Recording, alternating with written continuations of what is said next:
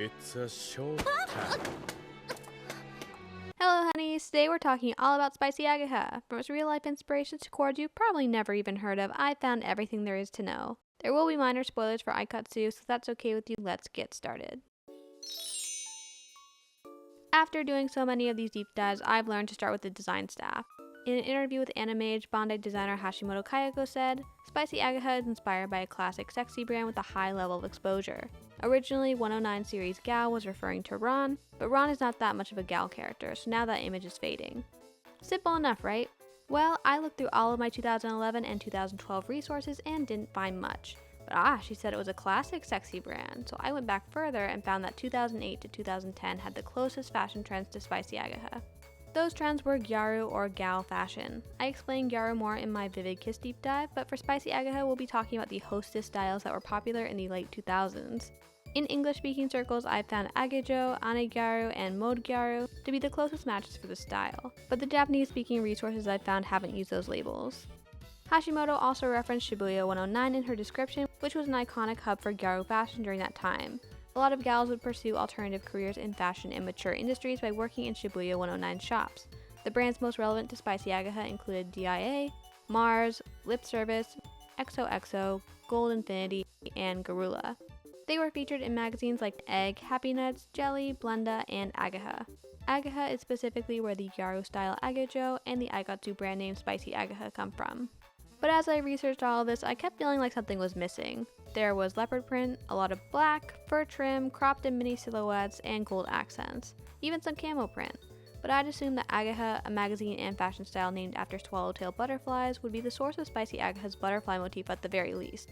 But I couldn't find butterflies, roses, or Spicy Ageha's bold colors and prints anywhere. Clearly, I was only halfway there. It was only when I looked into Spicy Ageha's fictional top designer, Tachibana Anna, that I found the rest of it. It turns out that she's named after Chinese-American designer Anna Sui, whose giant fashion brand has been especially popular in Japan since the 2000s. Popular enough that she has several exclusive Japanese clothing lines, including a children's fashion line called Anna Sui Mini that launched in 2009. The main motifs for this line are a black and purple color palette, butterflies, and roses. This is where the genius of Spicy Ageha comes in. Obviously, Aikatsu is a children's brand. Its target demographic is preteen girls who have started to look forward to growing up and being seen as adults. That's why Bandai included sexy as a clothing type, because it appeals to many young girls on an aspirational level. But Bandai also had to market to parents, so it took the extremely popular Shibuya 109 gyaru styles and combined them with the extremely popular Anna Sui Mini children's fashion line. Kids would recognize the gyaru elements as cool and sexy, and parents would recognize the Anna Sui motifs as being both luxurious and child-friendly. Now I wish I could show you a lot more of this line since it's extremely relevant to Spicy Ageha's brand concept, but very little of it has been documented online. I hope you still get the general idea with the few examples I found here. Like Hashimoto said though, it's true that the gyaru influence faded from Spicy Ageha over time to fit both Ron's character and current trends. Gyaru fashion was already becoming outdated by the time Aikatsu aired in 2012, and that is likely why Spicy Ageha is the only brand that was dropped entirely in Akari's generation. Instead of gyaru, Spicy Ageha started to pull more from Anna Sui's intricate design sensibility. You can see her influence grow through Rose Bonbon, which is a pretty even mix of gyaru and Anna, to Multicolor, which is more heavily Anna, to King Leah, which has entirely lost its gyaru elements. Anna Sui is also a very likely inspiration for Bohemian Sky, since she is so well known for her bohemian style. I might never make a Bohemian Sky deep dive, so there you go. That's probably all the information you need.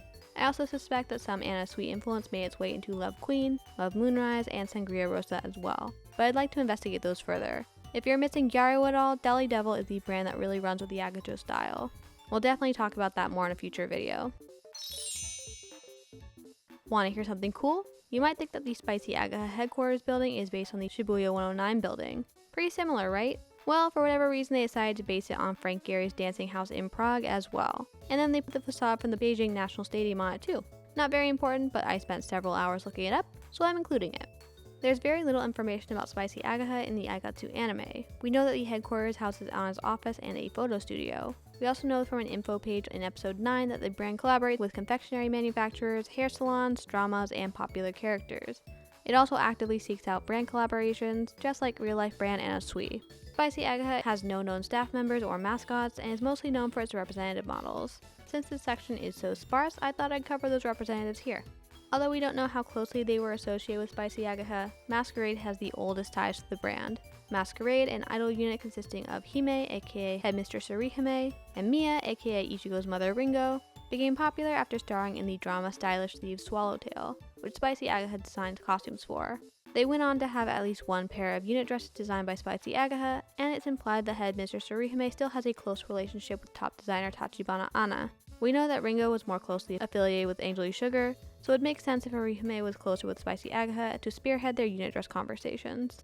The next brand representative we know of is Shinjo Emma, who is 2 years older than Ron and becomes Spicy Ageha's muse after winning a seasonal brand representative audition. She personally catches Anna's attention for her high level of skill and passion for styling. Then there's Ron herself. She passes the next seasonal brand representative audition that fall and becomes a Spicy Ageha muse 1 year later. She has been dedicated to Spicy Ageha since her 3rd year of elementary school, and primarily works as a model for the brand all the way up until her high school graduation, when she also takes up acting. Some of you might be wondering where Minoa Hikari is in all of this, since she is commonly depicted as a Spicy Ageha user, but in the anime she is never shown to wear Spicy Ageha or be affiliated with the brand. Top designer Tachibana Anna is interesting because we have more backstory for her than you'd probably expect. The Aikatsu official guidebook says that she was a former model, and the brand info from episode 9 says that she came up with the name Spicy Ageha after seeing swallowtail butterflies flying at night. It also says that she believes that teen fashion is no different from that of adult women. As for her heavy association with fashion shows and models, that comes from her real-life inspiration Anna Sweet, who is well known for being a close friend of several famous supermodels. The first time we see Anna in the anime, like many designers, is at Asuka's designer party back when Madoka was still only around 5 years old. The next time is about 2 years later, during Ron's first year of middle school. Anna is making a rare visit to Starlight Academy, and it's implied that she's there to meet with Orihime. After her meeting, she runs into Ron and is pleased by Ron's passion for her brand. Anna then watches Ron model Spicy Ageha for a fashion show and sends her a new cord as a gift along with a supportive message. Later that year, Anna agrees to fit Ron's premiere consultation into her schedule and gives Ron the rose bonbon cord as a sign of her approval. The next time we see Anna is the following spring, when Spicy Ageha holds a seasonal representative model audition. As we know, Anna selects Shinjo Emma as her muse at this audition and gives her a standing ovation. However, she is disappointed by Ron's performance because Ron is more focused on impressing Anna than enjoying her performance. In comparison, Emma's intense love of fashion came through in her audition and inspired Anna to create something new. After the audition, Anna finds Orihime and asks her to tell Ron not to seek out her approval. She also gives Orihime a new premium cord, multicolor, for her to give to Ron once Ron had overcome her disappointment. Soon after this, Anna notices that Ron has made it into the final round of the TriStar audition and sends her the Nocturne cord as a sign of support. Later that year in the fall, she holds another seasonal representative model audition which Ron passes. She tells Ron that they will bring fire to the Spicy Ageha brand together, suggesting that Ron's passion has finally shown through in her audition. We don't know how closely Anna is working with Ron after that point, but 1 year later she invites Ron to see Spicy Ageha's first Constellation premium dress, King Leo. She credits Ron with inspiring its design and asks her to perform a constellation appeal with it, officially naming Ron as her muse. She attends the fashion show and is grateful to Ron for succeeding in pulling off the appeal. After this, we see very little of Anna. She attended the World Trend Conference to choose the animal theme, but again, like most designers, did not participate in the theme herself. We see her attend one of Ron's photo shoots and openly discuss styling with her. We also see her attend the Starlight Academy Middle School's yearly recital after Ron has graduated to the high school division. Spicy Ageha then designed the lead costume for the Aikatsu Sensei drama, and Anna participated in the United Designer Conference to choose Romance Story as that year's theme. However, she didn't produce any story cords, so maybe she was outvoted there. And that's it, that's all we see of her. From all of this, we know that Anna is extremely passionate about fashion as well as modeling. She likes designing for dramas as well, and is always on the lookout for fresh talent. Spicy Ageha's seasonal auditions allow Anna to regularly discover new models, and it's unclear whether Ron holds a unique position within her brand. Ron is definitely a high-ranking model who Anna respects and is inspired by enough to name her as her muse, but we can't say for sure that Ron is the only model who receives this treatment. If we were to give an in-universe explanation for Spicy Ageha's disappearance throughout the original series, I would assume that she simply wanted to expand into less idol-oriented demographics. Maybe she decided that she'd rather follow her Gyara roots into more mature styles after all. If so, then romance and dream story dresses definitely wouldn't have been of much interest to her. Spicy Ageha's official brand description reads, "Girls are always a swallowtail butterfly fluttering in the sky, dancing, glittering, and grabbing the audience. Spicy Ageha, featuring bold, revealing, sexy, and gorgeous, is the brand for girls to fly higher. For a special day, for a day to appeal yourself, enjoy the dresses that make yourself shine like a swallowtail butterfly fluttering high up in the sky. True to its concept, Spicy Ageha makes heavy use of its butterfly motif. It also uses roses, fur trim, and intricate jewelry to create a luxurious image. Although this is a sexy type brand and emphasizes the revealing nature of its clothes, the designs aren't actually that much more revealing or risque than other brands. Instead, the sexy label mostly comes down to the mature impression of the dark colors and elegant textures.